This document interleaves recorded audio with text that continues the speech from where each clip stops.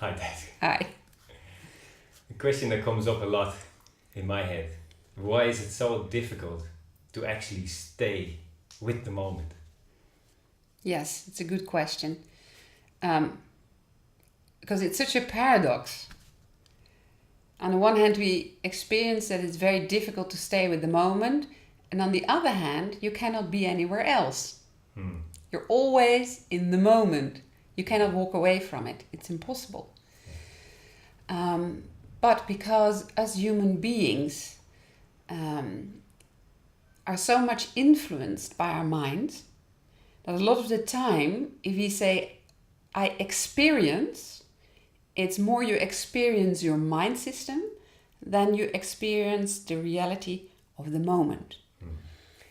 Of course, the mind is very important for human beings. We don't want to ignore that.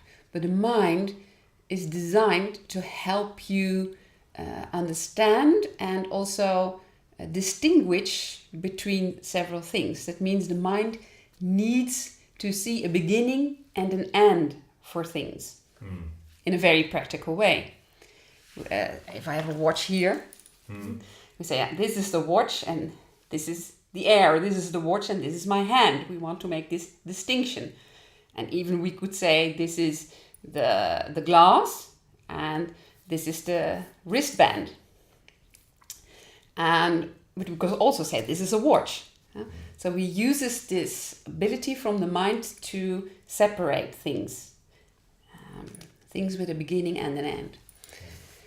Now the point is that the now, if you try to think about the now, where does it start? Where does it end? You're in serious trouble. Very serious trouble.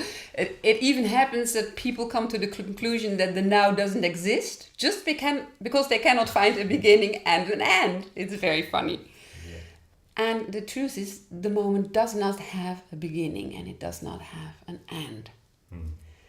And for the mind, it cannot deal with that. It's impossible to deal with that. So, in being in the moment, you have to open up your awareness, like expanding your awareness beyond experiencing the mind. So that what you experience through the mind is part of the whole and not it's the one or the other. Yeah. And so you expand your awareness from the mind also to the senses. And you can do that right now. And then this vast moment opens itself up to you. But if you try to reach the moment through the mind, you're running into trouble. Okay.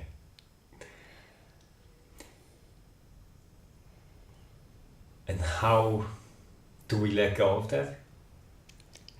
How do we expand our awareness, you might say? How do we expand our awareness? Yeah, because I understand your question. This influence of the mind is so big that at first we feel we can only experience the moment when the mind is quiet. Yeah. And that might be so. To start with, you need processes to quiet your mind to be able to experience the moment. And we do that in the clarity process. We have structures who help you do that. But once you have more a feeling of what the moment is and what the mind is, you don't have to make that choice anymore.